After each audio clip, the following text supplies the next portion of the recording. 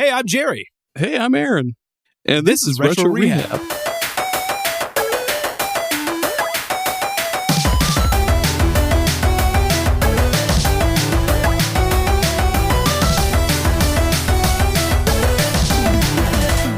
Welcome back to Retro Rehab, the greatest collaboration of all time. On today's episode, we are going to be talking about the games that made us rage as kids, and also show some love to the Analogue Pocket, because I feel like we haven't showed it enough love. I can never show it enough love, and we're going to show it some love today. Also, we're not going to revisit these childhood video game trauma alone. Today, we are very excited to have a guest joining us. You may have seen them playing some sort of handheld console behind a Denny's or something, or maybe you heard them on a podcast called Fun and Games. Of course, I am talking about none other than the one and only Matt Storm. Matt Storm, welcome to Retro Rehab. Thank you. Thank you for having me. I'm really excited to be here. I would have thought Aaron was sick of me by now because we just recorded last week and then sent me a side quest. But yeah, I'm happy to be here. I love the show. I thought y'all did a wonderful interview with Vim, who I was also honored to have on my show, talking about legends and talking to legends in the preservation space never gets old. And your interview was great because it was equal parts goofy and quite serious. And I loved that. But yeah, I made him laugh a couple times. I was proud of that. Yeah, I mean, that's all you got to do, right? You make the person who's super serious laugh. That's the goal. But yeah, I'm happy to be here. I love the show, and I'm excited to be a part of it. Please let the record show. Please let the record show that I convinced Matt to give Chrono Cross a try. Yeah. Hallelujah. Yeah, Praise the heavens. By the time this episode comes out, the episode that Aaron did, his second episode on side quests, was about Chrono Cross, which I was skeptical of because I disliked it as a kid. But you made some good points, so I'll probably give it another shot later this year.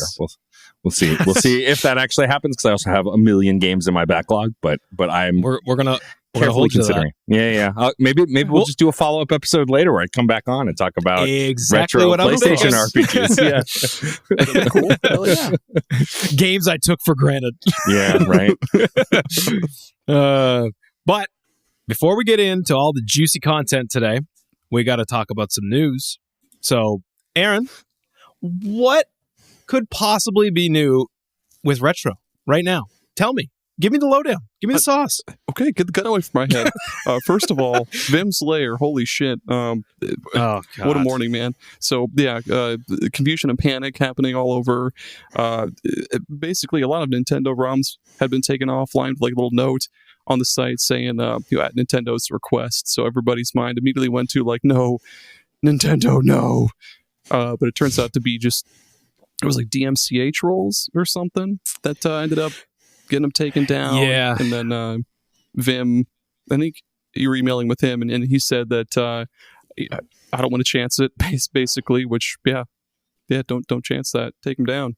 He messaged me, and he was like, "Hey, by the way, I haven't forgotten about you guys," because he was going to post the episode on his website. But as you know, there's been just a mass panic over there, and I guess he's just been fighting with probably his ISP and just kind of trying to get everything sorted out over there. So, Vim, if you're listening, buddy, hats off.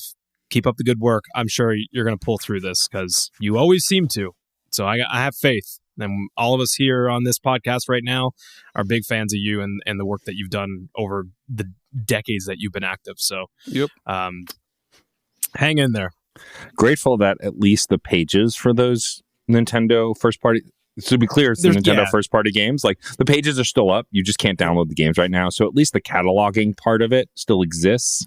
And like apparently all of GameCube is still up though, which is weird. Yeah, it's weird. And like I checked a bunch of other like popular ROM sites, and like they seem to still have everything up. So it's curious, but I don't blame him for not wanting to chance it because like you know. It's expensive if it goes to legal action, and you don't want to mess with Nintendo because you just end up paying them. Like, there's no winning that. So yeah, you don't win. Wouldn't it be wild though if this was like the first case ever that he was like, "Fuck this," and he like lawyered the fuck up and was like, "I'm taking all this Vim money and I'm lawyering up," and he just beats Nintendo. It would be on the national news. It would be on 60 Minutes. It'd be everywhere. Don't meander with the Nintendo. I don't know. I was trying to think of some cool like "Don't fuck with Nintendo" slogan they might have used. Kills Miyamoto. That's like a cool anime, like in court. In court. Yeah, there we go. Yeah. Never mind. Sorry. Minecraft. Yeah. Miyamoto drops all of his diamonds. What else we got? Oh, I'm doing it too. Okay. Retroarch is on the iOS App Store now. Yeah, that's insane. That's wild. Yeah. Retroarch and Delta now, both on the iOS store. That's awesome. PPSSPP. Go Apple. Yep. I swear to God, man, somebody at Apple for sure was just like, they were like, all right, Nintendo's fucking around too much. We got to show it to them. Like they're like, because, and it's funny because Vim mentioned on the last episode that the Delta app going live made his site crash. Yeah. So like, I would probably guess that part of the reason why now his site is coming under fire is because now there's just like this new awareness spotlight being put on. Yeah. Oh, that sucks. Which is great and unfortunate at the same time. And I guess now that RetroArch is out and people that have been waiting for RetroArch, like myself, like I got nothing against Delta. Delta's pretty damn good for what it is. But like I am a big RetroArch fan. That's like where my roots in emulation have been for the last, I don't know how many years. So to see that on the App Store, like officially was like insane to me. And then like I started thinking about too, like I never really put it together that the App Store is also on Apple TVs, and you can also get these emulators on Apple TVs. And if you were smart about it, you could set up your save state and save folder on your iCloud drive, and then you could have cloud saves so that you could be playing on your phone, and then you could just go to your Apple TV and then just continue from there. What the fuck? Okay. Yeah, that would be awesome, actually. Yeah. Yeah, I don't know. I don't even know if that works. But I mean, you never know. It makes sense. But what really happened was they were doing a seance to try to summon the spirit of Steve Jobs. They were like, "Oh, please, Steven Jobs, please help. What else can we do to make Apple cool again? Or well, not again. Apple's cool." They were like, "Yeah, what they can we do? What can we do to make Apple cooler?" There we go. And Steve was like, "Ooh, put emulation on the fucking App Store." Ooh, and then they were like, "You got it." And then they tossed out one of those Ghostbusters boxes and then sucked up his ghost. And then they were like, "You heard him." He's like, in the Apple ghost TV trap from Ghostbusters. Yeah. Sorry, I don't know why. Real quick, Aaron, can we get a check? Is Steve Jobs still alive? No, he's in the Ghostbusters trap in Apple headquarters right now. That's what they use for all of their cool. What's the name of the new CEO? What's his fucking something Cook? Steve Cook? I don't know. Adam Cook? Joshua Cook? Chef Bradley Cook? Chef Cook? Bradley Cook? Chadley? Oh man, he totally is a Chadley. Speaking of Cook, breaking news, Jerry, breaking news. Tell me, what is it? No more endless shrimp. Red Lobster closes nearly 50 fucking restaurants.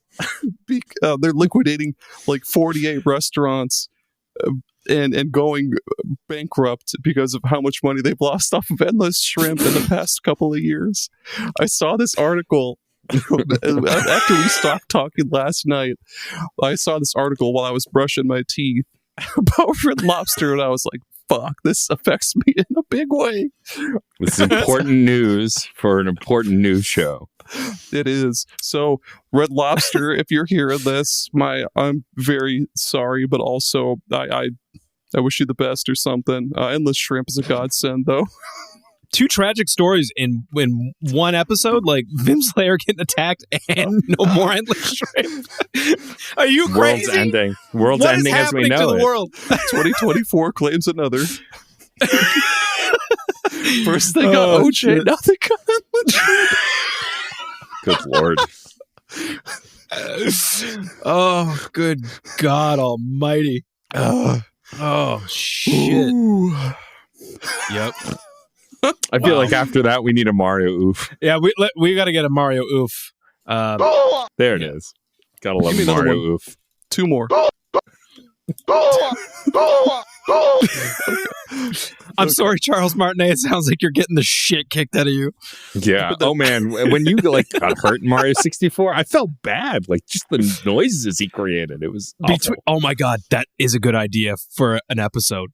I'm just gonna say it right now. The best hurt sounds in games. Oh my god, there's so many. I feel like Link though takes the cake. I feel like I heard his knees snap in half and then go up into his chest when you get that yeah, when you jump from too high. Yeah. Oh man. Yeah. I can't think of any you really off the top feel of my that. head. Oh, there's lots. So There's Hmm. dude, there's a million. well, yeah, you'll just have to do an episode so you can talk about them all. Obviously. I mean, Okay. all right. Well, that's the news out of the way. Tragic news. Didn't mean to start off on such a fucking bummer, but well, Rip here we are. Endless Shrimp. Rip Miss you, Endless baby. Shrimp, and God bless Vim and his lair. Yeah. All right. Well, the topic today is games that made us rage as kids, and God knows, I raged a lot as a kid. I'm pretty sure video game rage taught me how to swear, and I recently said on an episode of Super Ghost, it was the first time, I was raised Roman Catholic, so not heavy religious in my household, but I had the big guy watching over me, or so I thought. The G-Man himself. The G-Man, and we were taught this is the guy that makes things good happen in your life. So every time things bad happen in video games, I would literally look up and be like, why are you doing this? Why can't you let me pass this level? Why, God, why? We're exercising some demons today is what it sounds like. Oh yeah, we're getting into some childhood trauma together here today. But before we do that, Matt, our guest question that we ask all of our guests, just to kind of get, a feel of who you are and how video games kind of shaped you growing up. The question is, what is your favorite video game memory? Such a good question. And besides just being a well-experienced podcaster, knowing that if I talk through my thought process, I can completely stall on the question and not have to answer it while sounding like it's completely intentional. This is amazing. There are a few, but I think the one that I'm kind of known for now-ish, I've told it a few times, I think it's just because it reflects the kind of pure joy that I still get from games now, but something that you can only really get as a kid. So on the side quest episode I did for Super Mario 64, which is one of my favorite Mario games of all time, I told the story about how the N64 was the first video game console I remember coming out. And what I mean is I was conscious within the world of video games enough to know when the release date was, to be excited for it, and to also painfully know when it was sold out everywhere.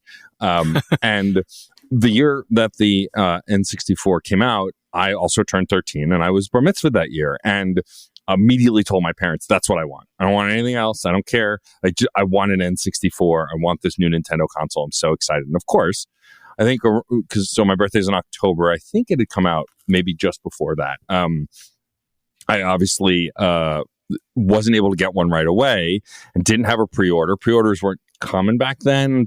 So don't do the math about how old I am, but back then, especially Toys R Us, kind of all the video games were in kind of a back room. They didn't really have the big display cases they have now. You kind of just talk to a person at a counter and they would look in the back for whatever games were out and could bring you what you needed. You would bring them these little slips and then they would bring out the games themselves. Oh yeah, I remember that. And so on a whim, one weekend, I don't remember how far after my bar mitzvah it was, I begged my dad to take me to Toys R Us. Let's see if they have it. You never know. Can we please go? And so he took me. And so we get to the Toys R Us and I go up to this counter where this guy who could have been 13 or 35 or 50. I have no idea. It was that, because it's at that age where people who look older than you just look older than you. You have no concept of age. Had a mustache, dark hair. And I was like, hi, do you have the N64? And he's like, oh, I don't know. I'll go check in the back.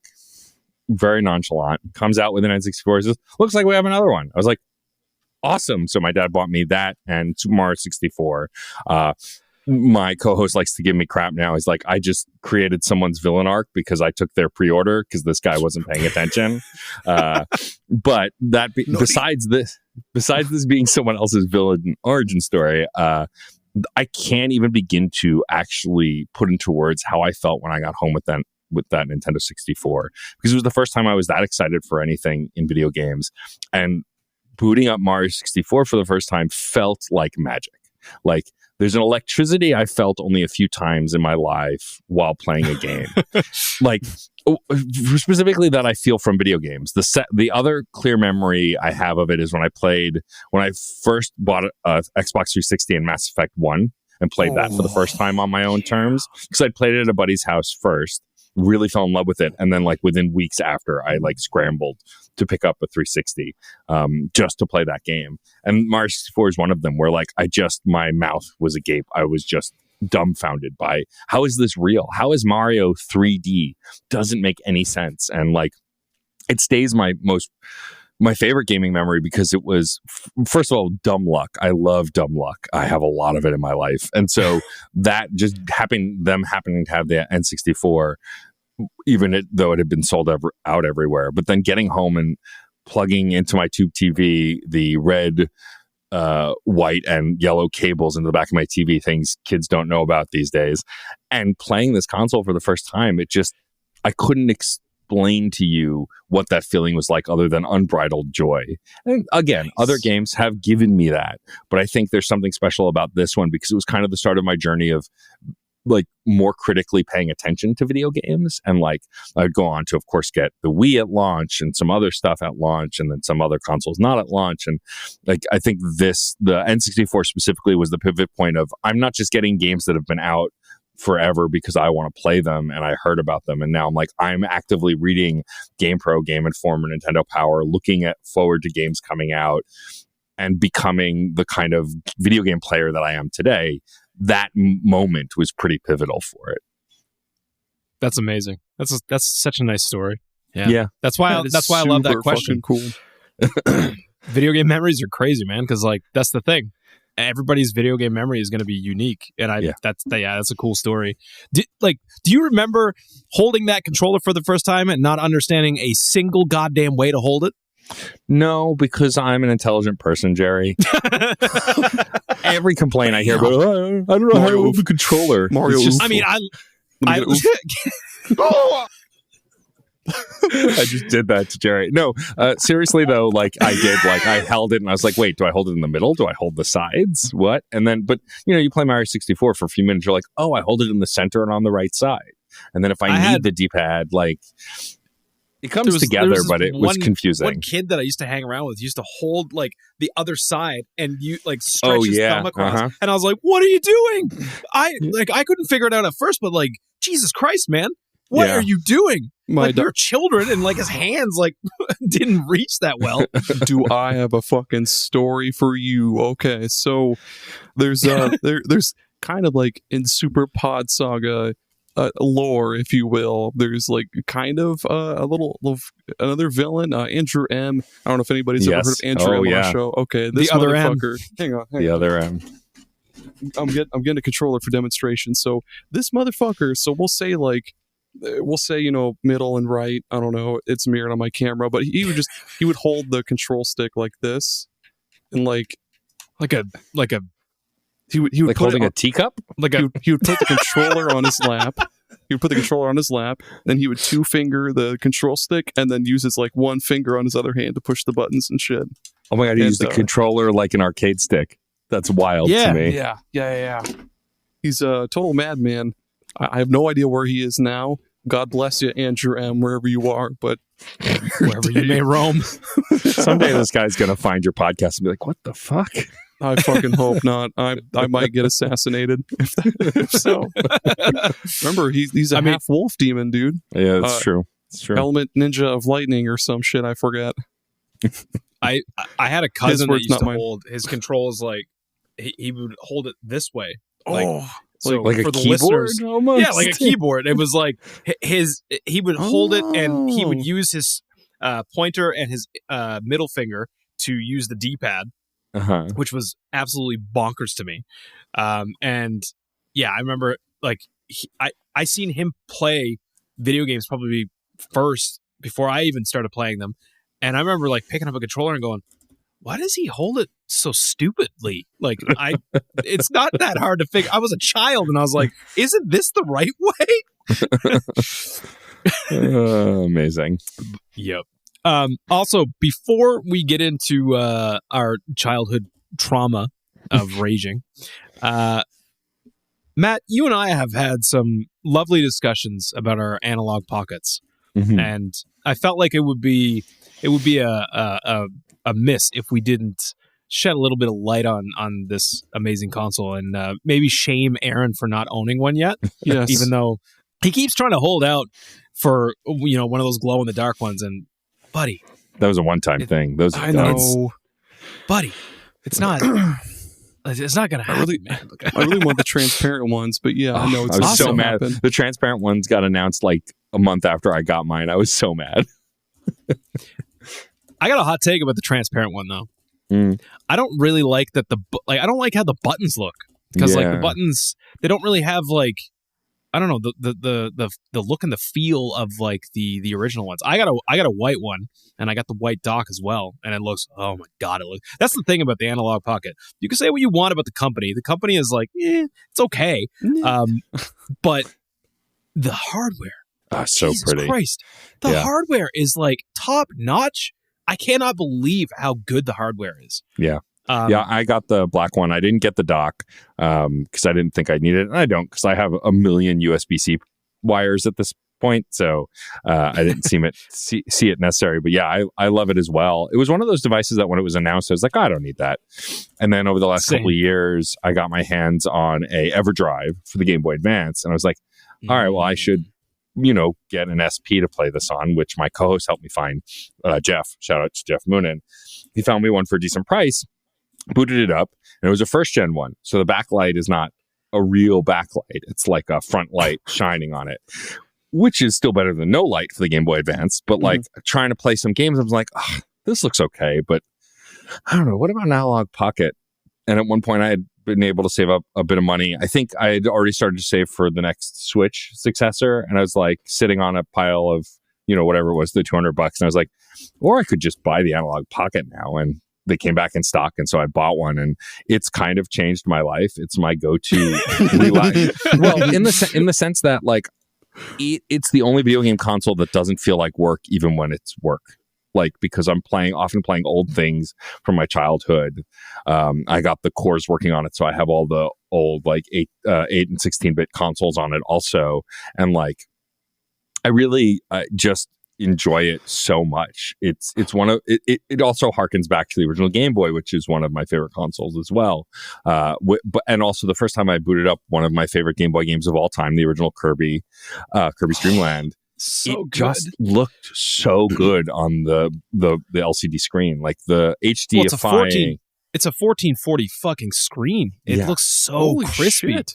Yeah, dude. It makes like, it look really like good. how my favorite phrase, and I think you guys use this phrase too, is like how I remember the game being. It's not how it actually looked when I played it, but it displays the game how I remember it looking. Yeah, so sharp. That's and so clear. A huge thing for me with the Pocket, and the same thing with the Mr. FPGA. Like the way that I'm playing like stuff on the Mr. like with PlayStation and like N64 and stuff like that. I'm like, this is how I remember this looking, like nice and crispy and sharp looking.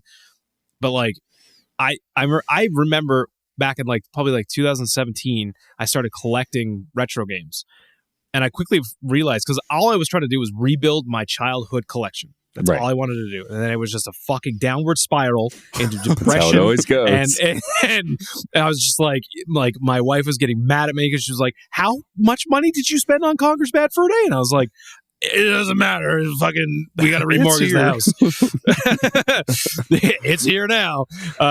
Actually, I didn't have that one, but I did have Mario RPG, and I paid like $70 for that thing. Wow. Yeah, and like that, it just became a thing where I was like, oh, this isn't viable. And then I also was just hooking up to like my flat screen TV, and I was like, this looks like shit, and like it felt like shit. And it's because like those TVs and those consoles don't work well together, and they never were supposed to. Also, like, you're missing like stuff like scan lines, and like that's what the Analogue Pocket does so well. Like, especially with some of those other like non-official analog cores that have now implemented all the different like filters and stuff. Holy shit! The filters for Game Boy Advance are a game changer. Yeah, like I love the original SP filter is the one that I always go with, and it's so holy shit, it's good. Yeah, it's also awesome to see these games as they were meant to be seen. Like my favorite thing about my favorite handheld console of all time is the Game Boy Advance. It has one of the best libraries, I think, in video games. But the thing about growing up with the Game Boy Advance is I never saw those games as they were intended to be. I didn't see Metroid Fusion, one of my favorite games of all time, as it was meant to be seen until it was on the Switch, until they put it on there, because the colors were just so washed out and they had to adjust the colors to like fit the prep for the washout or whatever. And it never looked as good. And then I'm lucky enough now to have a physical cartridge of Fusion. I popped that into the Analogue Pocket, and it's just the prettiest that game has ever looked. And it's a pretty Metroid game. It's a very good looking Metroid game, but like, same with Wario Land 4, one of my favorite platformers of all time. That one, like some of the best music design on the Game Boy Advance, and the weirdest, and it sounds so good on the Analogue Pocket. The speaker, like, it's not the best speaker, but I think what it needs to do for this, it works so well. Yeah, it's just again, all the FPGA stuff is always like striving to be as accurate as possible.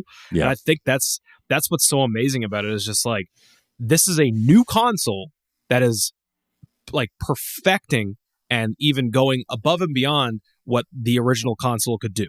Yeah. And it's like, it's basically the Game Boy Advance Plus, or like if Nintendo re-released a brand new version of the Game Boy Advance, like, it's fantastic. And it's funny, like you mentioned about you didn't need the dock.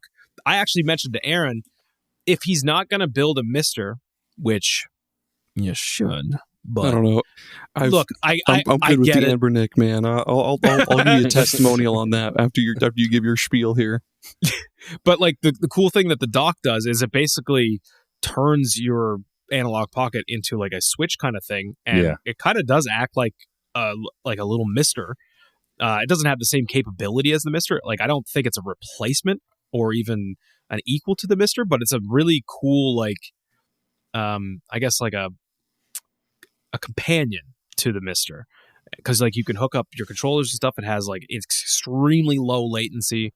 It's got all the things that you want. So it's pretty cool. I tested it out with some stuff, and it's basically, because the dock itself has some sort of FPGA chip in it as well. Mm-hmm. So it's fantastic. I can never say enough good stuff about the Analogue Pocket. So I mean, and I love all of that, Jerry. And I also another thing that I love about having the Analogue Pocket is, so I don't know how much both of you follow Shantae. It's one of my favorite franchises by Way Forward. I've never played one. Never played one. So good. They're all okay, tell me the best one. Tell me the best one right now, and I'll start playing. Shantae and the Pirate's Curse on the 3DS. Yeah? Yeah. Okay.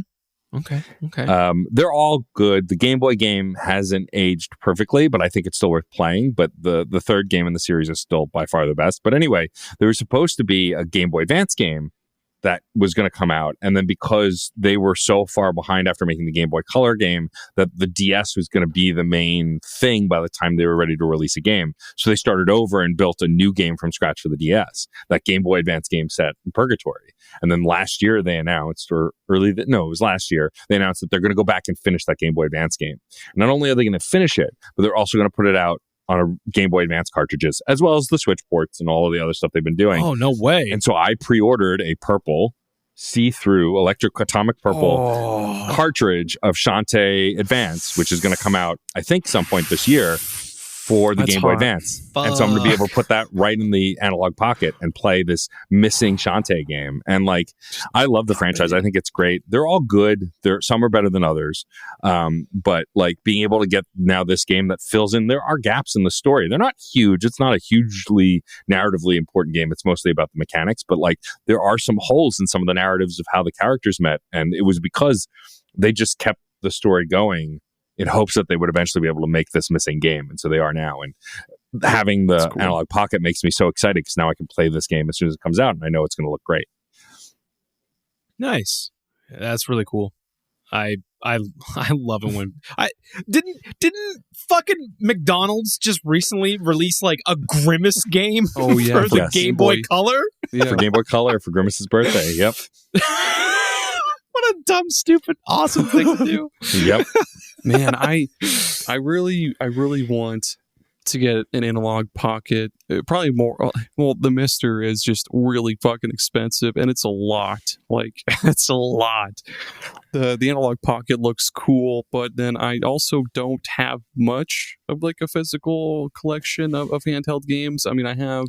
If it could Which play is also DS games, fine. If it could play DS games, I'd be fucking set. I've got like a million DS games because I love that and the 3DS. But the Anbernic is pretty fucking dope too. Like whichever one you get, I have one that goes up to Dreamcast and PSP, and that's pretty cool. That is pretty wild. Yeah. And it's got all sorts of filters you can add to it too. I mean, yeah, it's probably not as accurate as FPGA, but it's Well, it's still running pretty cool. RetroArch, I think you said, right? Like that's what Yeah. it's All Retroarch.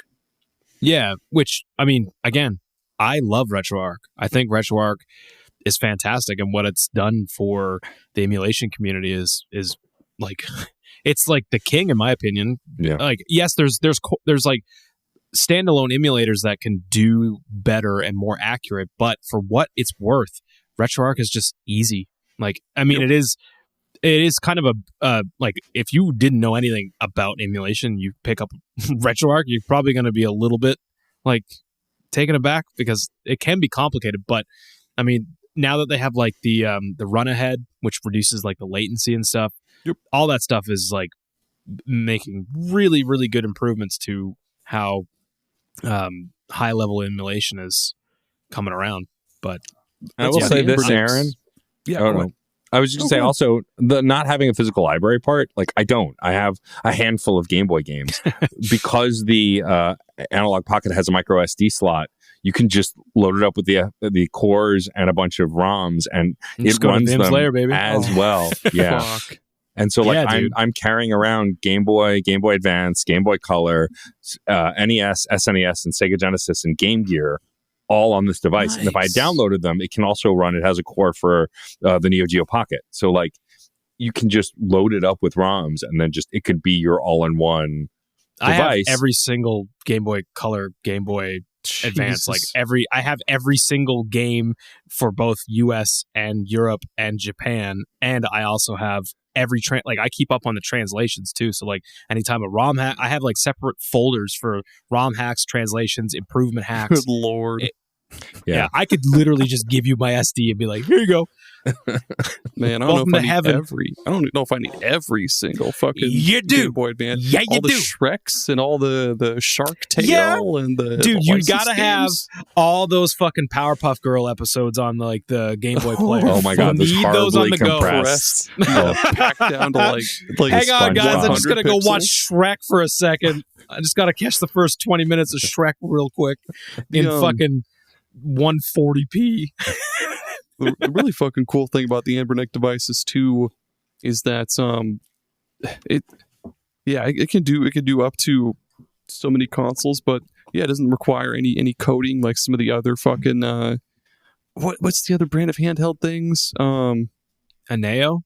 No, there's another brand of handheld consoles out there that can do Steam up to Deck? like no, not Steam Deck. That one's easy to set up. I even could do that. Yeah. So playing my I don't know. PS2 games in peace on the Steam Deck, they actually run really well. Like I played Max Payne for the first time on the Steam Deck, the PS2 version, and it was a blast. Oh, nice. It looked great, sounded great. Yeah, it was awesome.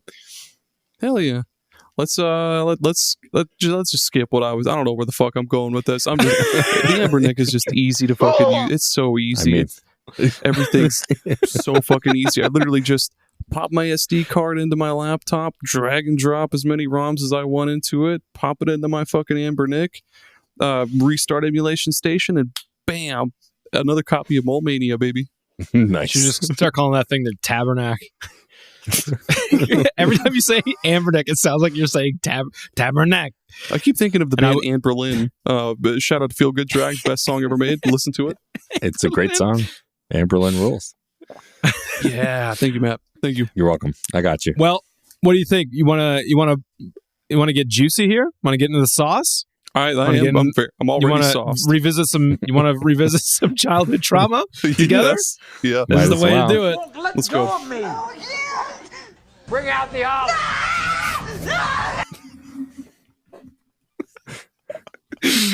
Bring out the olives. All right. It's time. Shout out to Andre from Fine Time. He and I love. We have a shared love of olives. Sorry, Jerry, continue. Yeah. Oh, I mean, you did give me that sweet tip about putting olives in beer. Yeah, it's got to be. Holy shit, Miller Genuine Draft. Damn. So you got there. Whew, I'm getting popcorn brain already, man.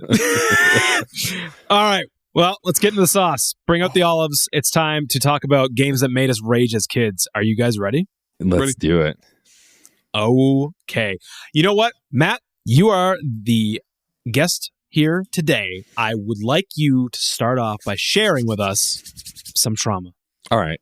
Well, let's start with a game that I feel like is pretty universal because anyone who's played this game stops at the same place and gets angry at the same part. So we're going to spend a little time talking about the Teenage Mutant Ninja Turtles game for the NES, the original game based on the comic book, top-down levels, side-scrolling levels, and that goddamn bomb mission at the dam. Everybody got stuck there, died there, game over there. If you happen to get past it, you would die shortly after. And one of the most rage-inducing moments I had with this game is when I was in college, often my friends and I would have LAN parties and get together, hang out, bring a bunch of consoles, old ones, new ones, play. And then this friend of mine who went by Egghead, whose actual name I can't even remember in this moment, Egghead was very good at retro games. Like, the harder the game, the better. And so he's like, oh, I can get past the dam stage in the Ninja Turtles game. I can actually get to the Technodrome. And we're like, what? And so he did. He spent a couple hours and got there. Then when he got to the Technodrome, he said, all right, he said, I'm done. I can never beat the Technodrome, so I'm not going to play anymore. He's like, what do you mean you're not going to play anymore? You're at the end of the game. He's like, no, but Shredder's impossible. I was like, all right, well, I'll do it. And so I played and I tried and I tried. And I don't throw controllers anymore because they're very expensive. But as a kid, all the time. Yeah. You chew on those. Like, I love this Turtles game so much because I spent so much time with it as a kid. But like, just one of the most impossible, rage-inducing video games I've ever played. What, the dam level, is that the underwater thing with all like the electrical fucking seaweed and shit? And you have to go to each bomb and disarm it. And if you don't go in the right order, you'll blow up because there's a bomb that's like tucked away to the side that if you swim past it, you won't have enough time to swim back.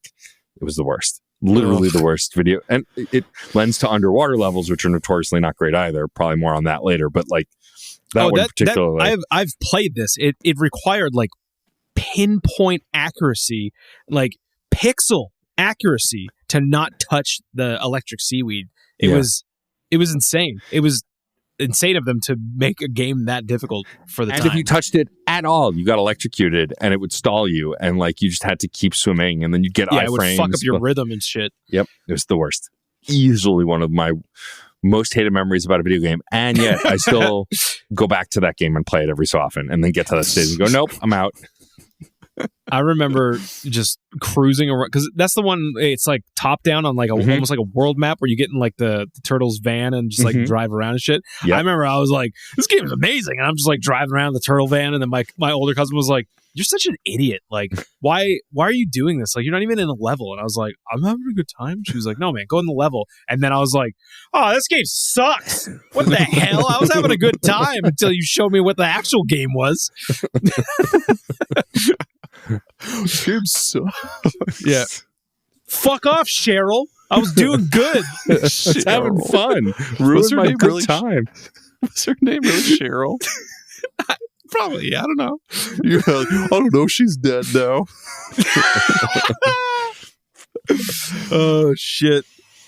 Aaron, I see you also share some underwater stress Boy, in did your notes. Hit me with it.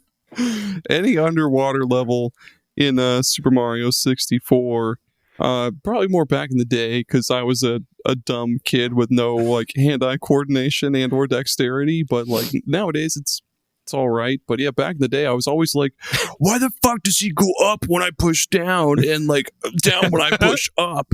And like sure, the music was chill as fuck, but the levels Isn't it a weird contrast?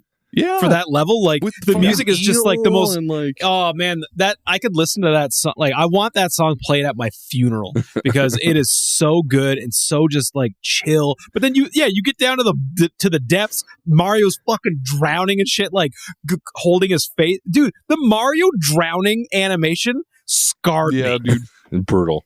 Same with like it's so bad.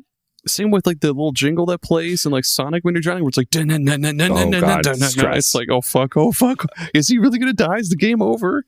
And then you hear him choke like the. Yeah. It's the worst. Also, like Mario, but Mario also in that game controlled pixel perfectly until you hit the water, and then he suddenly had tank controls. And I was like, what the hell? Like, why? Why is this so bad? The rest of the game is so perfectly like tuned, and then you hit the water and it's all over. It's just like, this is terrible. Were either of you scared to death of that eel? Yes. All the time. Yep. Horrifying. And the piano. The piano in the ghost house. The piano. Worst jump scare in video game history still to this day. Like, I still jump. And I know it's coming, and I still jump. It's awful. So mean. Such a mean jump scare. Can go fuck itself, yeah. The water levels in Super Mario Bros. 3 also can get fucked because that was the only one that we had for a while was Super Mario Bros. 3. And yeah, dude, just trying to basically like it was like Flappy Bird before Flappy Bird. You know, you just tap A to not touch shit, and then if you do touch shit, dun, dun, dun, dun, dun, dun, dun, dun, yeah, I mean, unless you had the frog suit, then the swimming was easy. You fucking rip around in the frog suit.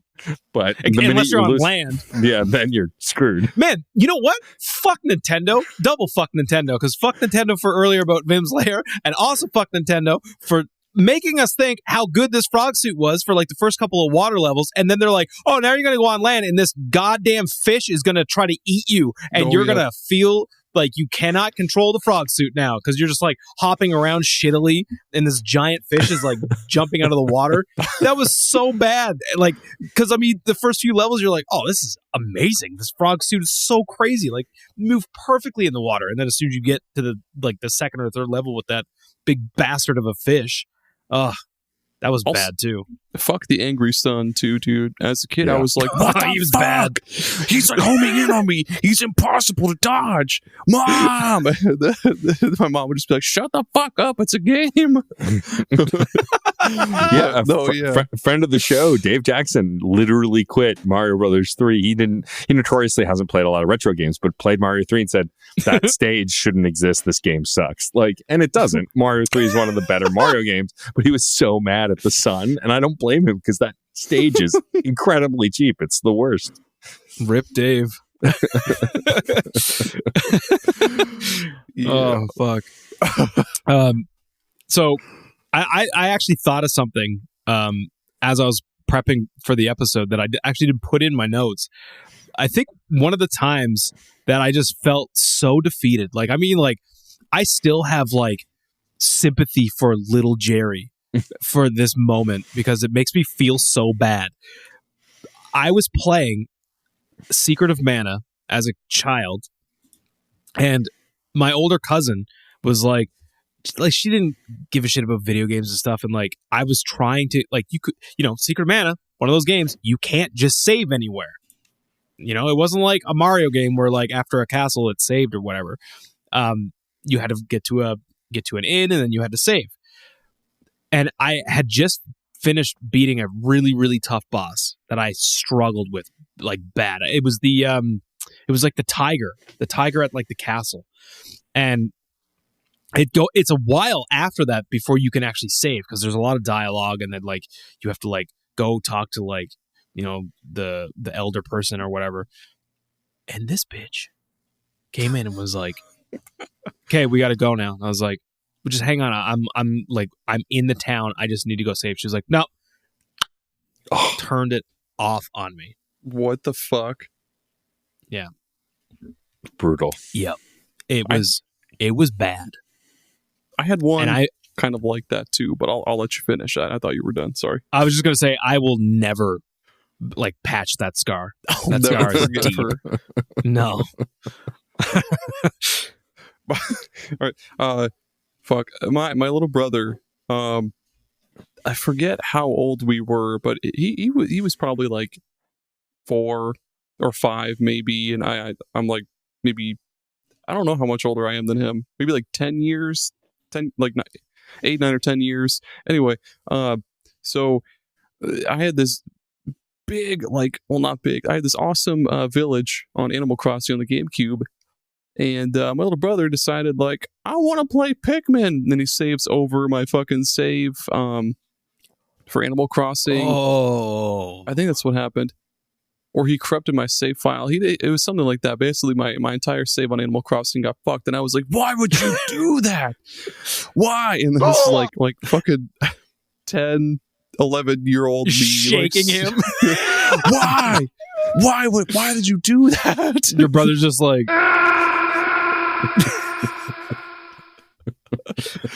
Oh man, he's the olive lady, like, ah. Yeah, that sucked. Yeah, I think we all have like trauma related to save issues or not saving, or like, oh god, like thinking a game auto saves and then realizing it doesn't. Like the first Mass Effect was notorious for having the worst autosave system. Really? Oh yeah, like you had to manually save often because it would only save when you entered a dungeon kind of area or building, or if you like left a planet. But like if you did a bunch of stuff and didn't enter any kind of building or dungeon and then died, you would go all the way back. You don't just go back to the beginning of that fight.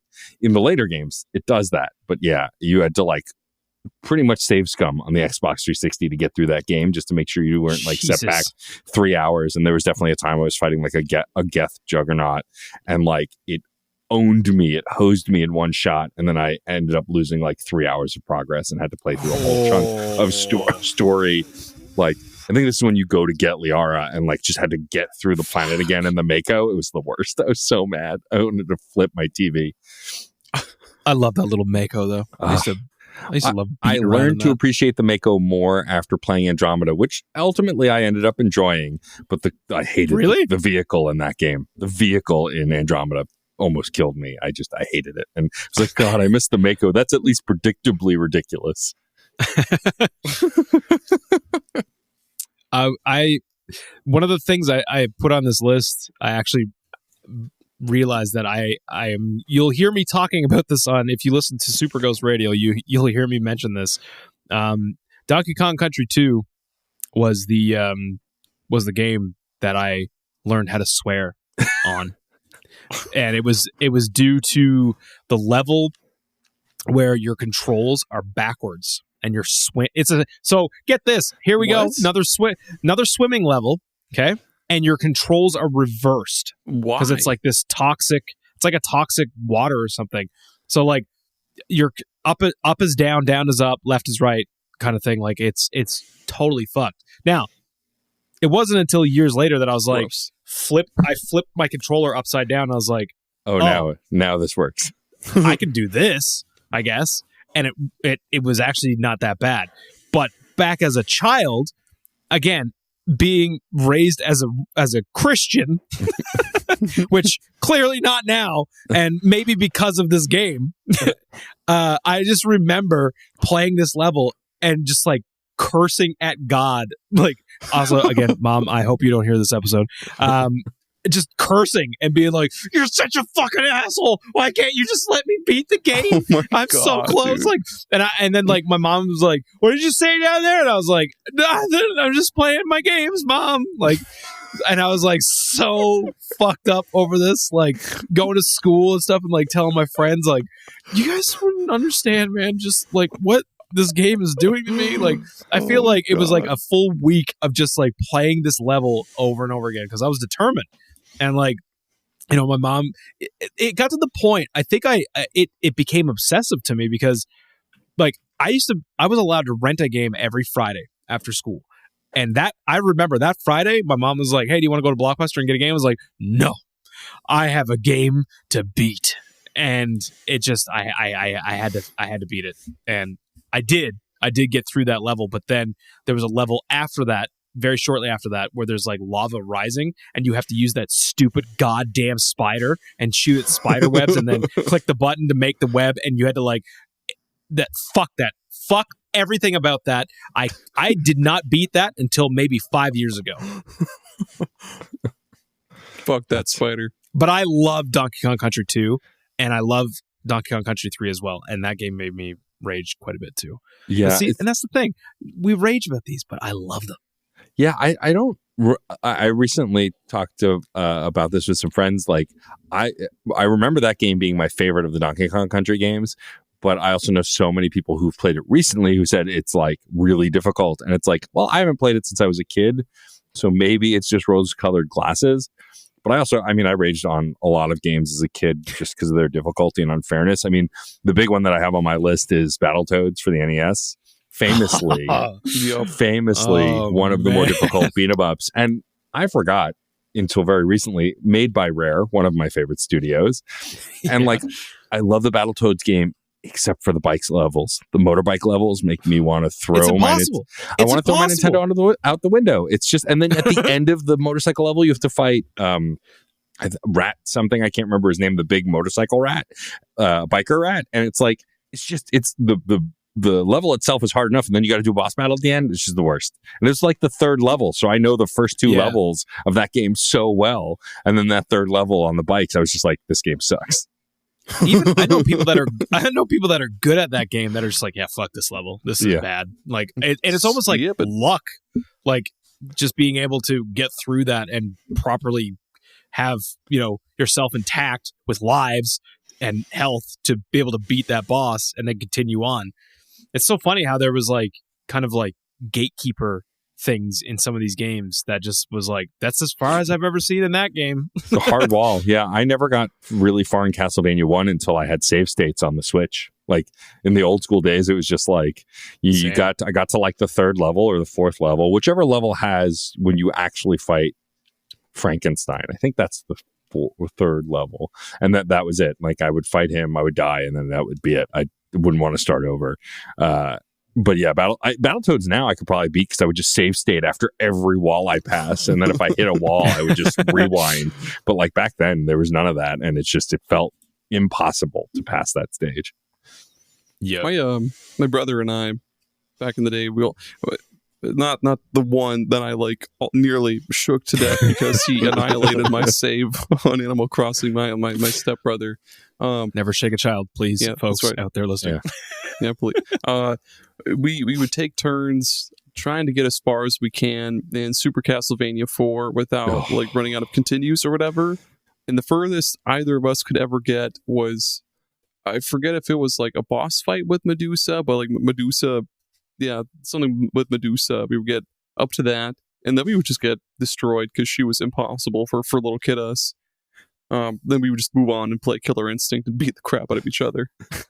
As most kids did. Yeah, the first Castlevania game I think I ever beat was probably Symphony of the Night, because all of the Nintendo and Super Nintendo ones were just, they felt impossible to complete without Game Genie, at least. Thank God for emulation.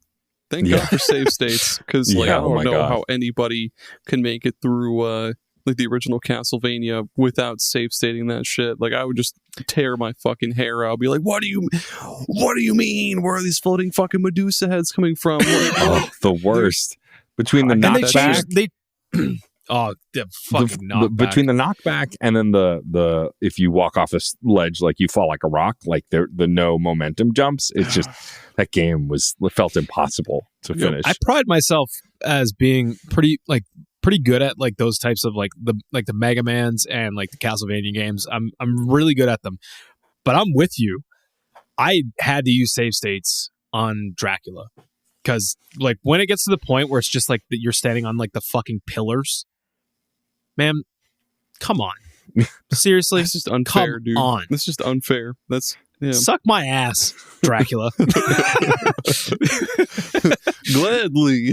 Dracula, just like notorious ass sucker Dracula. I mean, there could be blood back there. You don't know. That's true.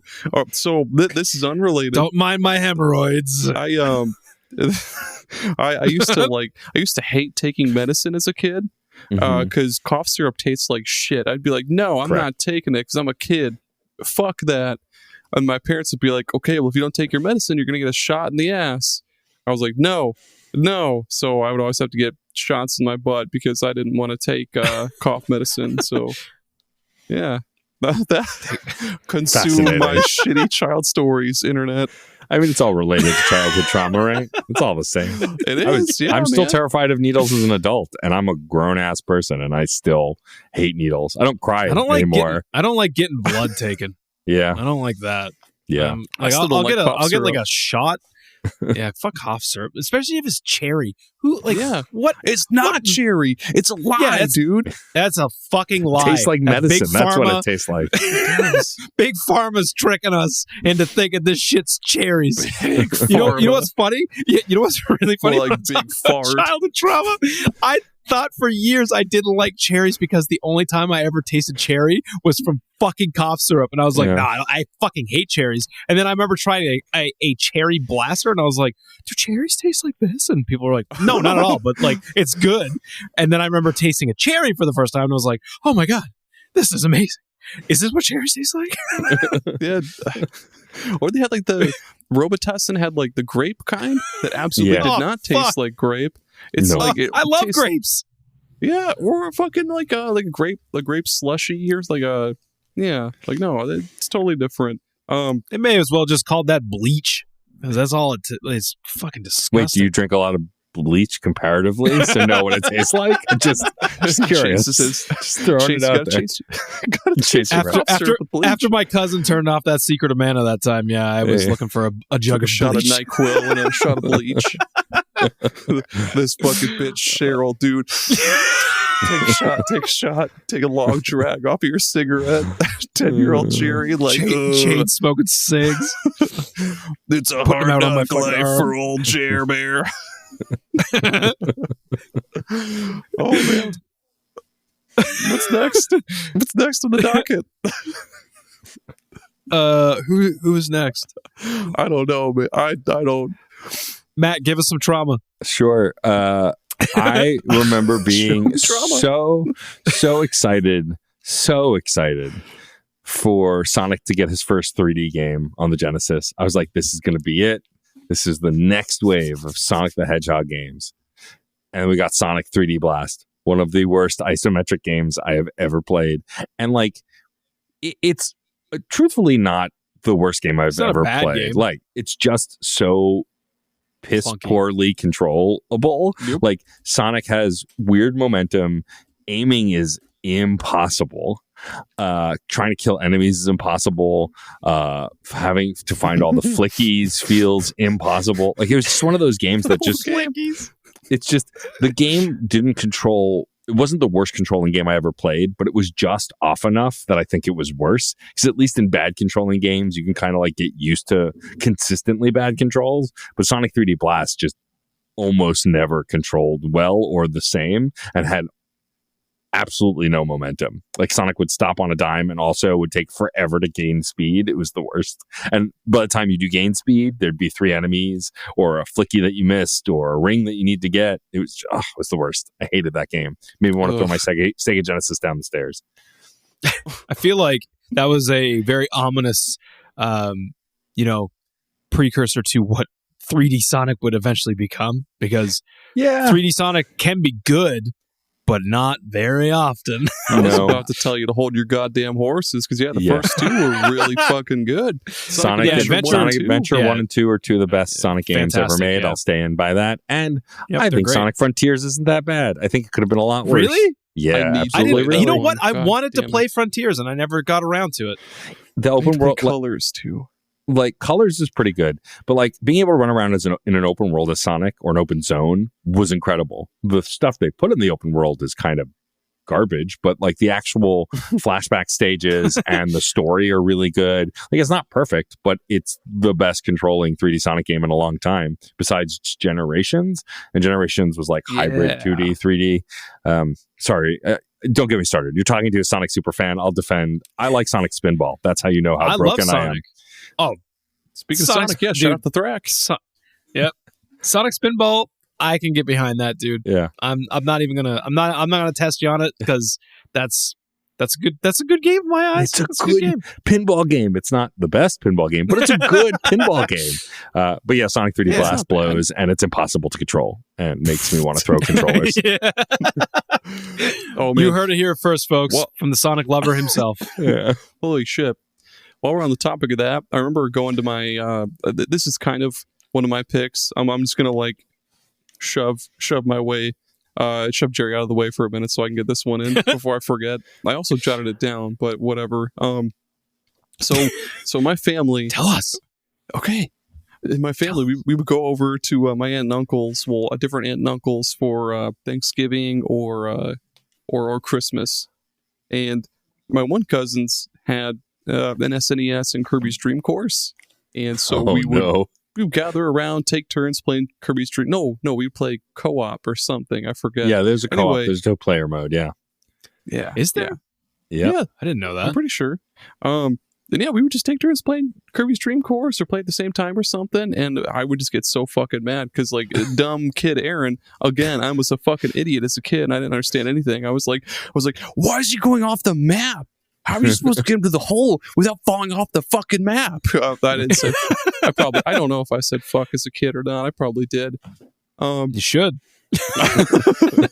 But yeah, I would always get so mad at Kirby's Dream Course, and they'd be like, "Okay, kids, dinner," and I'd be like, "Yes, finally, I don't have to play this bad game anymore." I'm gonna eat my rage away. I'm actually gonna eat those Brussels sprouts tonight. God damn it! Hey man, Brussels sprouts are good. Don't knock Brussels they sprouts. Rule. Yeah. Worst lie we were told as kids because they are delicious. A roasted Brussels sprouts with like a little bit of like salt and pepper and like throw a little bit of rosemary on there. Anyways, this is not the time and place for this, but I could talk about Brussels sprouts. Dude, yeah, they're just little mini cabbages, man. Who the fuck told savory cabbages for my mouth? Yum yum yum. Yes, please. Another one that people like. You always see cartoons like, no, I don't like vegetables. They always have broccoli. Like, bitch, broccoli's great. I fucking you know where those people are now? They're dead. They're dead. They died young because they didn't eat their broccoli. Thank you, Matt. Mystery solved. Yeah. Eat your fucking broccoli, folks. Don't be afraid of it. You heard it here first. All right, you can go. I'll hit you with another one. Earthworm Jim. Oh, I love these games, but I know where you're going. But I love these games. Earthworm Jim is fantastic. I would say that is the best game that Interplay put out. Yeah, and they put out a lot of games and like good games too. Like, I mean, some people shit on like Clay Fighter and stuff. I'm like, Clay Fighter was fine. Yeah, Clay Fighter's not bad. I remember having a good time. Boogerman, I used to rent that all the time. That was another good one. And I think they did Professor Monkey for a head. Yeah, I don't know why I keep pointing up for all these shout outs, but yeah, shout out to Professor Monkey for a head. Yeah, Earthworm Jim was fantastic. However, I remember renting it, it was hard to get through the first level. Yeah. And I remember being very confused by the fact that I don't know what it was about that game. That game seemed like it was more mature than it should have been. Like, I mean, it definitely was on some level. Yeah. Yeah, it was something about the humor and stuff, and just like, I don't know, something about it was just like, I feel like I shouldn't play this, but I love it. Then when you get to the second level, what the heck? And you're in hell, and it's playing that like fucking classical. I don't know what the name of it is. I think is it a Beethoven song or something? Dude, it's that classical like vocalize the song for me. Dun, dun, dun, dun, boom, boom, boom, boom, boom, boom, boom, boom. It's like something like that. I don't know. I'm going to cut that out because that was a terrible vocalization of what it actually is. But yeah, it's like playing this classical music and it's horrifying. You're in hell. But the funny thing is, Night on Bald Mountain. That's the song. Night on Bald Mountain. Yes, that's it. Mm-hmm. Yes, and it is terrifying to hear that as a child while you're playing a game where you're literally in hell. Like you're in hell, and everything is trying to kill you. Like every little flame is like popping out of nowhere. And I just remember being like so frustrated, so scared.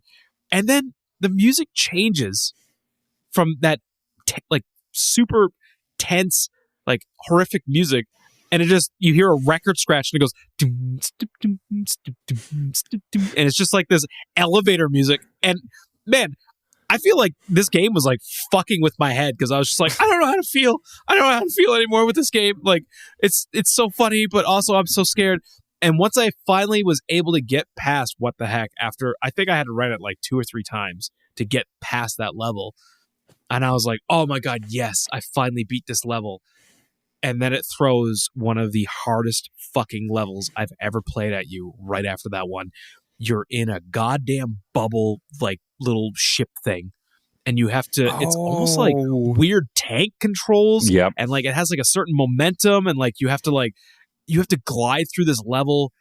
And you can't hit like the rocks and stuff or else it cracks. And it's so stressful because the more you hit it, the more the cracks appear on the thing. And like, there's no way of knowing how many hits you could actually take. Not to mention, you have a fucking time limit to get this thing done. Dude. So like, you're rushing, but you're also having to like not hit these rocks and capsize poor Jim inside this poor Jimothy. Jimothy, no. And yeah, like there's no way of telling how many hits you could take until it literally just goes and it breaks and it's so abrupt and then he just dies.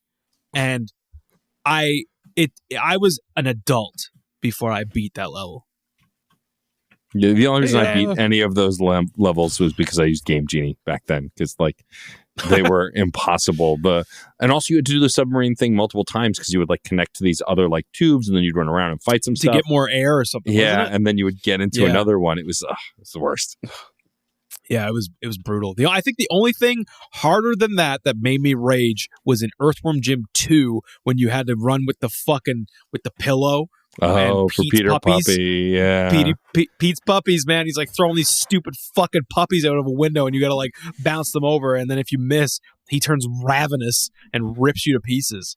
That was fucking terrible. And also, worst. Oh my God, Matt, do you remember the bungee jumping level? Mm-hmm, with Major Mucus, and you had to like bump into him enough to break his bungee cord. But when you bump into each other, both of your bungee cords start to break, and you have to like bump him into the rock so his breaks more. It was the worst. It was awful. Aaron, I need you to play Earthworm Jim through. I need you to do it. Because I need you to get on our level. I played a little bit of I forget which one. I think I actually Earthworm Jim on 64. God, no. I that game's an first abomination. level of that. Yeah, it sucks. Yeah. I played the first level of that. It's terrible. I think I have the special edition Earthworm Jim a Sega CD ISO on my Amber Nick, so I'll get right fucking to it. Nice. A fun little aside though about Earthworm Jim. I'll tell you something. That soundtrack sounds way better on Genesis. Oh, yeah. One of the best Genesis soundtracks. Yeah. It was designed, I think, for the Genesis, which is why it didn't sound as good. It has on like the Super that Nintendo. griminess, that dum dicka dum dicka dum dicka dum. It's got like the griminess of the Genesis. And yeah, there was games that sounded way better on Genesis just because of that like gritty, grimy, like soundtrack that it was like the limitations of what they had to work with, but yeah, it just sounded way better on Genesis. Hell yeah. So play it on Genesis if you're going to play it. Well, okay, For realsies. fuck Sega CD then, I guess. I mean, Sega CD's basically a Genesis. That's true. That's true. That is true. Whose turn it is? Is it? It's Matt's turn, right?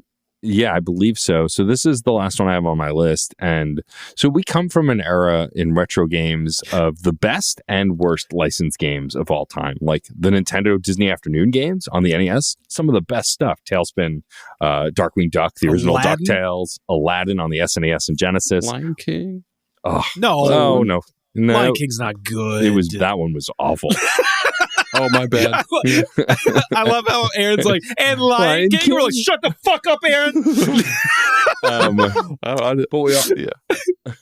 We also got some of the worst licensed game ever. And I think one of the earliest ones I played that was so bad was the original Home Alone, which the SNES and the Genesis versions were different. The SNES one was kind of like this. You had to go find items and set traps, and then like it was so weird. They didn't give you really, like, you had to prep for the attack of the bandits and the wet bandits, and it was like this kind of tower defense, kind of sim something. It was awful, and like the combat was awful, the gameplay was awful, and I remember just renting it and getting so mad at it, but loving the movie. So I wanted to play this game based on this movie I love. That still holds up in my opinion, especially the first one. But like I would get so mad at this game because it was so unfair. Wasn't the soundtrack really shitty too? Yes. Wasn't it just like one looping song for like the majority of the game? Correct. And the sound effects didn't always work. Yeah, it was bad. The sound effects didn't always work. What the? Nope. Yep. That's cool. Perfect game. 10 out of 10. 10 out of 10. Hell yeah. Hell yeah. Aaron, did you have another thing? Mm-hmm. I sure do. Okay. Have either of you ever played Marvel Nemesis: Rise of the Imperfects? So like when I saw this in the notes, I got a brain blast because like I forgot this game existed, but then I looked up the cover and I absolutely played this game. I really, but remember absolutely nothing about it, Aaron. So re-enlighten me. Yes. Okay. So it was a like a top-down, I guess, like brawler, kind of a fighter a little bit. The story mode you play through and you can unlock more characters and stuff. So you have like Wolverine and Hulk and shit like that. Human Torch, I believe, and also Storm. And yeah, you have all the Marvel characters that you know and love. And then there's this other side called the Imperfects, who are like I'm going off the top of my head here. There's one called Hazmat, who's like a sticky, gooey Spider-Man. Legion, who's just like a big, strong guy who has like the souls of like 1 billion people inside of him or something stupid. And then, there's Paradigm. Fuck, my friend. So when you're playing multiplayer, only one person can be like one character, right? Like if someone picks Wolverine, nobody else can be Wolverine. So my friend Brandon, if you're listening to this, Brandon, which you're probably not, fuck you, he would always pick Paradigm.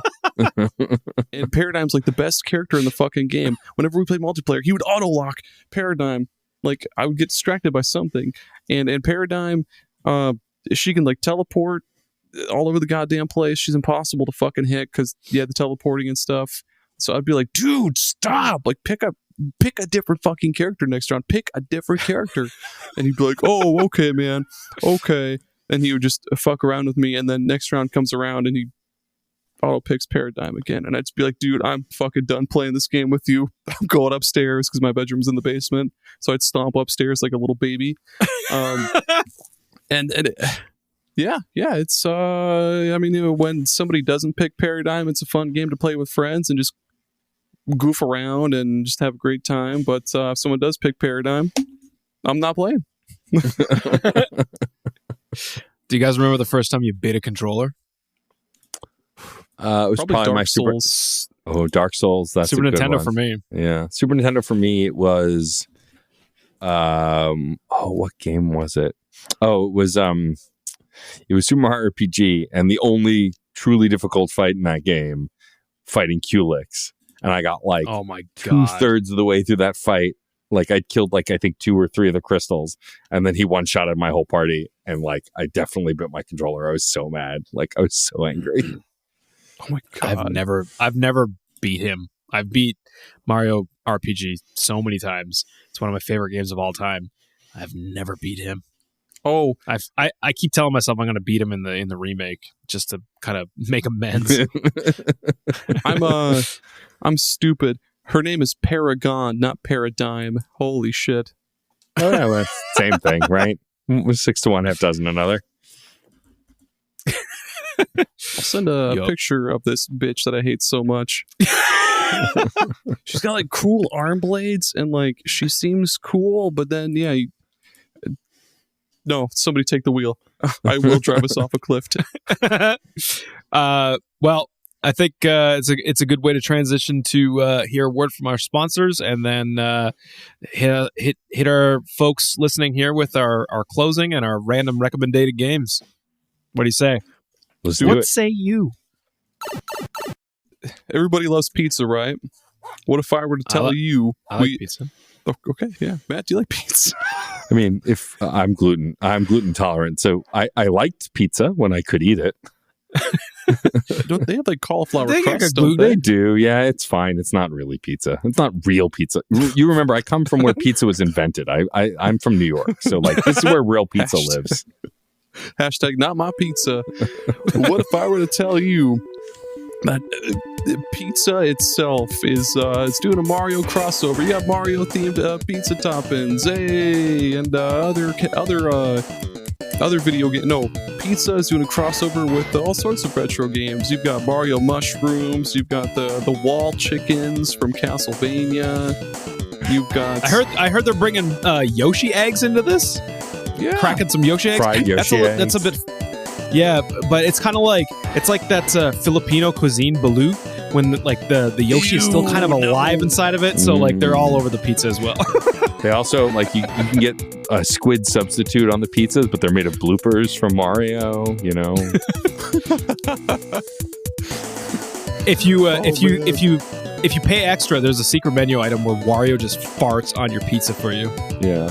Well, he puts extra garlic on it first, and then rips a fatty on there. Also, all the vegetarian pizzas just have live piranha plants on them, and you have to fight. Are you for getting your all food. of your ideas from Jerry's shirt? Pretty much. It's really working for me. It's helping a lot.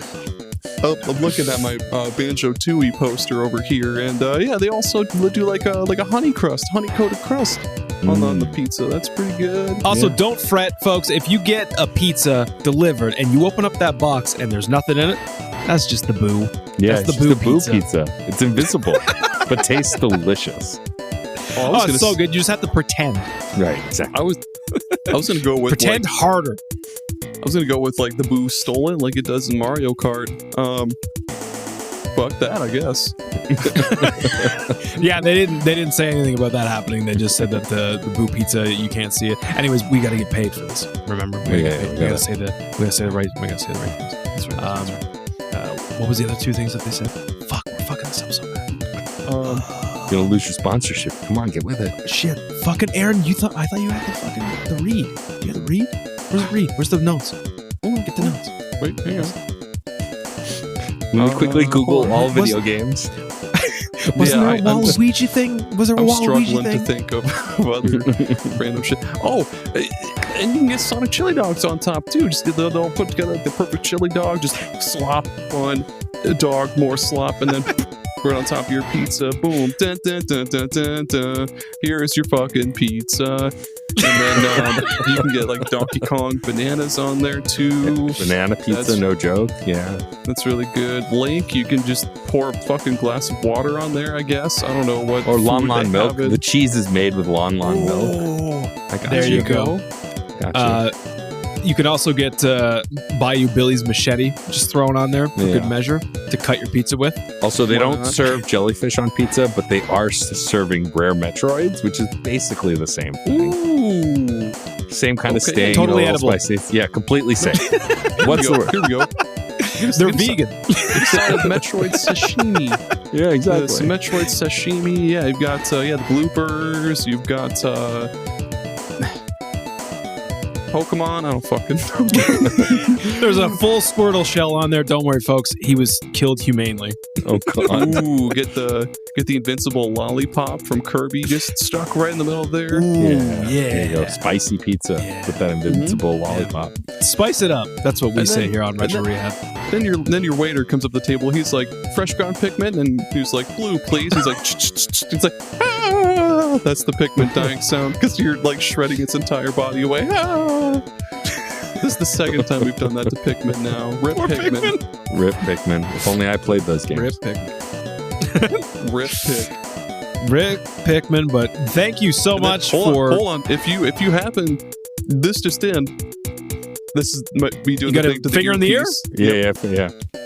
Like the reporters do. This just in. If you happen to get any kind of like acid reflux or criminal indigestion or something, Dr. Mario, head on over to Dr. Mario's. This is a dual ad with Dr. Mario's emergency hospital. Yeah, emergency intestinal distress medication. Dr. Mario's got it. Level. Just like Osmosis Jones, it works at a microscopic level. It'll form into like a little human being and like walk around in your body, be like, hey. I need your clothes. It starts off, I need your clothes, your boots, and your motorcycle, and then it hunts down. Is Osmosis Jones voiced by Arnold Schwarzenegger? I truly don't know. That one. This is like Osmosis Jones, like Terminator. Isn't it Chris Rock? I'm not gonna do a Chris Rock impersonation because I can't do. Legally, you're not allowed to. Yeah, my attorney's so say it, the ad read. I don't know what this ad is anymore. Hey, Osmosis Jones Terminator crossover, pizza and Dr. Mario. Mm-hmm. Thank you for your sponsorship. Give us money. Well, you know what time it is now. You ready for this? Ready, Matt? You're about to hear this for the first time. Nobody else has heard this yet. Ready for this? Yeah. Random recommended games. Amazing. Glorious. Love it. High tech. You gotta add some like laser sounds in the background. You're like pew, pew, pew, pew, pew, pew, pew. Like way too just throw them. All right. It is the saddest but most generous part of Retro Rehab. It is when we have to bid you adieu until next time. However, we always leave you with a nice parting gift. And today, we have a guest here who's going to also be able to give you a nice parting gift with a random recommended game. And Matt, why don't you go first? Why don't you let the folks know what the fuck is up and what they should be playing next? Sure. This game. I'm going to recommend one of my favorite Nintendo games that no one's ever heard of, and one of the earliest games Game Freak has ever made. Do you like Pokemon? Well, this game has nothing to do with it. Since I was a kid, I've been playing a game called Mendel Palace. It was one of Game Freak's earliest games, and basically what it is, it's a dungeon crawler where you pick, I think, from one of like 3 or 4 different characters, and you slide these like playing card tiles on the ground to slide people into walls, and they shatter. Ooh. And it's like, and you explore each stage, beating all the enemies on screen, and then you move to the next stage. And you compete in the Mendel Palace, and then when I think you climb to the top, and then you win. I don't remember the narrative super well, but like it had this fun mechanic where you're just kind of moving around, puzzling out how to like shatter these characters the most easily because you defeat them by slamming them into a wall. And as a kid, I had no idea it was made by Game Freak, but recently when I was looking up, I was doing research for something, probably a Pokemon episode of Fun and Games. I was just looking into Game Freak's library besides Pokemon, because I know they'd done that like Little Town Hero game and a few other things. And I was like, I wonder what else they made. It turns out they made one of my favorite games from my childhood that no one has ever heard of. The expression on Aaron's face as we were recording about what this game was like is usually the look I get when I recommend it, but it's an NES game. Oh, folks are always looking for NES gems, and this is one of them. It's not super difficult from what I remember. It was a lot of fun. It's really quirky and weird. The visuals are really interesting. The music's really interesting. Yeah, I can't recommend it enough. Hell yeah. I'm definitely going to check that out. And you said it's on NES? It is on NES, yeah. I'm gonna be throwing that on the old Mister, or maybe the Analogue Pocket while I'm laying peacefully in bed. I'm excited to hear about your pick, Jerry. I've never heard of this game before. Really? Yeah. Have you ever heard of the TV show? There's a TV show? Yes. So I got both you guys. So here's the thing. Oh, Super Widget. Yeah. If you look it up, you're gonna know. You're gonna know. I remember the TV exactly show. what I'm talking I remember the Widget TV show now. Yeah. Yep. So Super Widget was a platformer by Atlas on the Super Nintendo, and I used to rent it a lot, and I thought it was really cool. It's actually a very good platformer, action platformer, kind of like Kirby, because you get different powers and you can change into different forms, and there's a lot of them. There's a lot of different forms, and they all do different things, and they help out in different situations, and there's bosses and stuff, and it's just an all-around really good action platformer. For anybody that likes Kirby, 100% check this game out. It's also strange back then to see Atlas making a platformer like this. So it's kind of a bit of a gem. But yeah, it is based on a TV show called Super Widget, which is great. I've never heard of that. Yeah. Yeah. It's a little gem from the early 90s. We had weird cartoons in the 90s. Yeah, we did. Remember oh my god, Ugly Martians? That was one. So that was a little bit later. That was I think feel like late 90s, early 2000s was But Ugly Martians, I think. I don't remember. Yeah. I remember the Super Mario Brothers Super Show. Absolutely. Do the Mario. Of course. Captain Lou Albano. It's the Super Mario Super Show. I used to fucking love that thing. But it was from side to side. Oh man. I remember being treated when you would get the Zelda episode every what was that? It was once a week? Every 2 weeks? Like a week or 2 weeks, yeah, something like that. Yeah, every second week or something you get the Zelda episode. And it was just oh man, the Zelda episode. Excuse me, princess. I can't believe that Jesus is the first version of Link that we've had voiced. The first and only Link that we've had voiced. Correct. And that's what he sounded like. If he doesn't say excuse me, princess in the new live action movie, I'm leaving. I'm walking out. I hope that he doesn't say a goddamn thing until the very end and just goes, excuse me, princess, and just says something super super sassy, super serious. Yeah, some sassy Link. Don't go there, girlfriend. Hey, my random recommendation. It definitely not as old as your guys' picks, but Valkyrie Profile: Covenant of the Plume. It's a DS sequel of the. It's a DS game. So yeah, there was the first Valkyrie Profile on PS1. There's Valkyrie Profile on PS2, right? Yeah, PS2. Yep, and this one was on DS. And instead of being a dungeon crawling, I guess side-scrolling RPG, this one's a tactics RPG. Oh, ooh, yeah, man. And it's fucking brutal. It's so fucking brutal. So, yeah, your characters, they all have their own unique, if you've played the first couple of Valkyrie Profile games, each character is really well fleshed out. They have backstories and shit like that. They do the same thing in Covenant of the Plume, except the main character, I forget his fucking name. He makes a contract with the Held, goddess of the underworld in Norse mythology. And basically every stage she has to accumulate a certain number of I think it's sin or something. And basically if you don't, and you accumulate that by doing a certain amount of damage to enemies every turn. And then there's other tasks you'll have, pick up this item or use this item or whatever. And if you don't, all hell will break loose in the next one or two stages, because it'll summon these fucking impossible to kill monsters.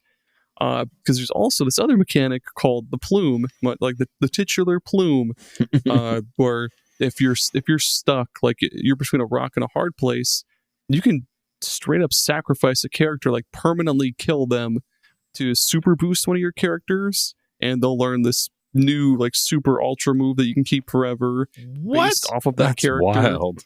And yeah, it's great. Like I said, it's difficult though. It's super fucking difficult. It's fun, super satisfying, and it's dark as shit.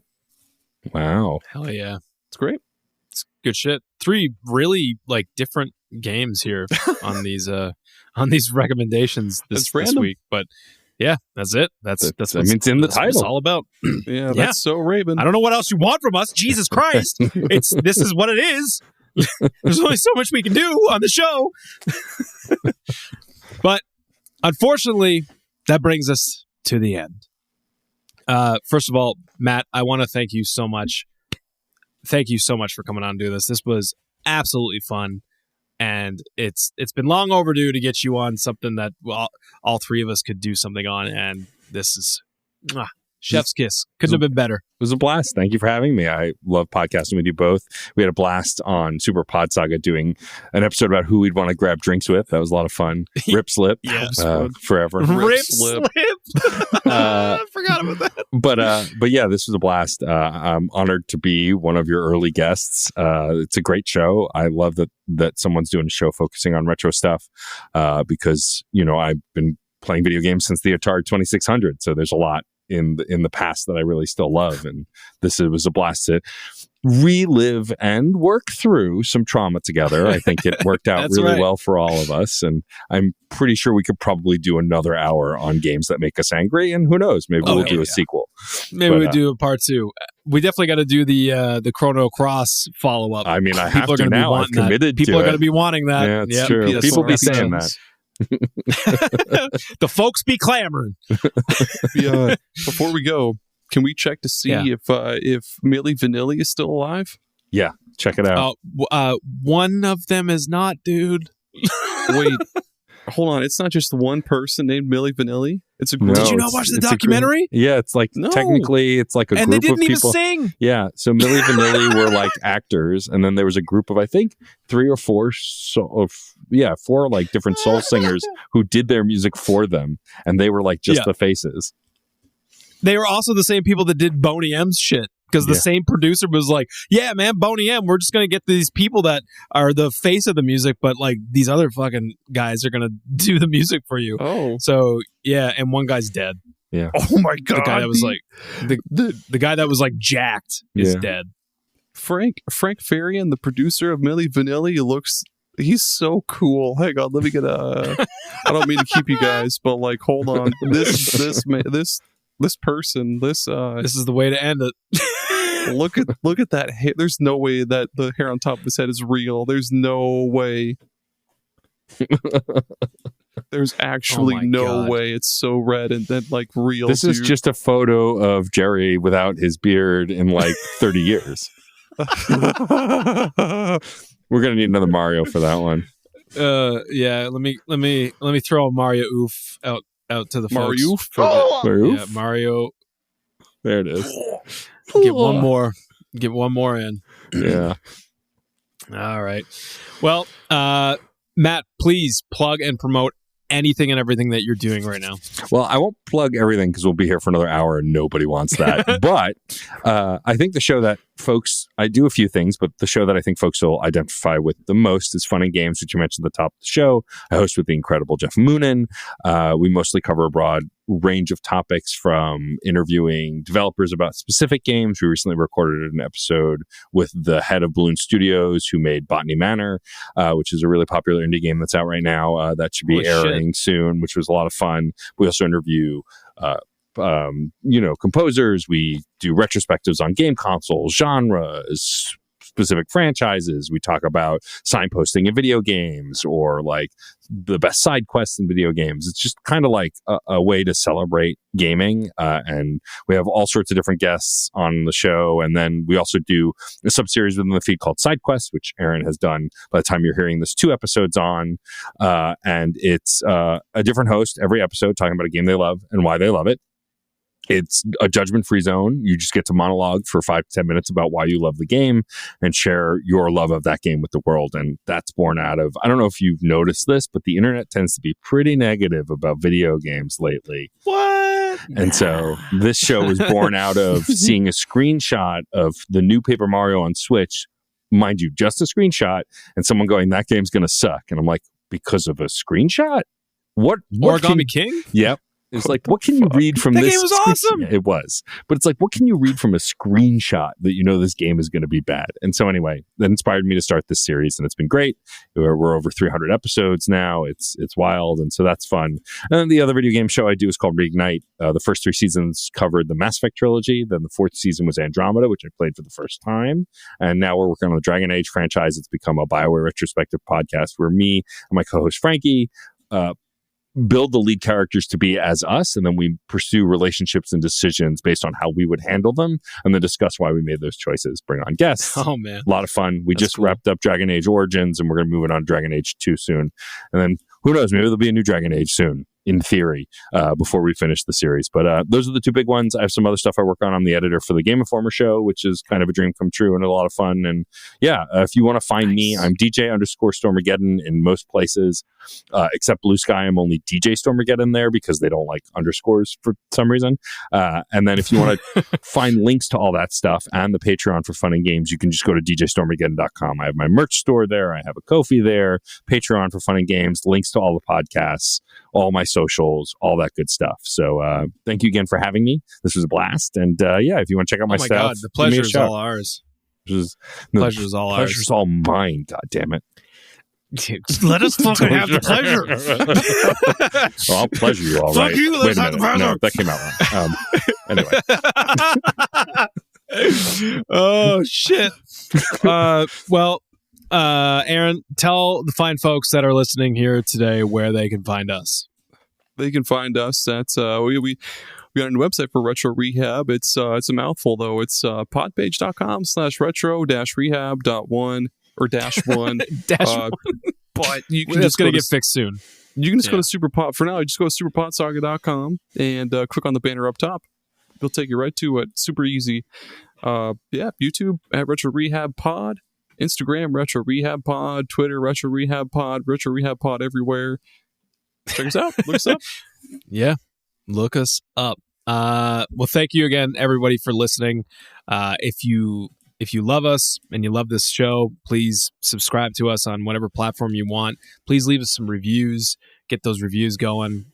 We'd love to know what you guys think of these shows. And again, Matt, thank you so much for coming on to do this. This was absolutely so much fun, and we're gonna have to. We got like at least another 2 or 3 episodes we gotta cover off with you. Oh, well, so twist my arm, why don't you? Yeah, you're not going nowhere. You just stay right here. You just stay right where you are. I'm trapped. I can't get out of the podcast. Sorry. Anyway, but in the meantime, Aaron is gonna work on beating Battletoads with the Dark Souls banana controller. Sorry, Jerry needs to get surgery for cataracts caused by playing Virtual Boy for 18 hours straight. Oh, my God. All right. Well, that's going to do it for us today. Thank you for listening, and we'll see you again. Bye.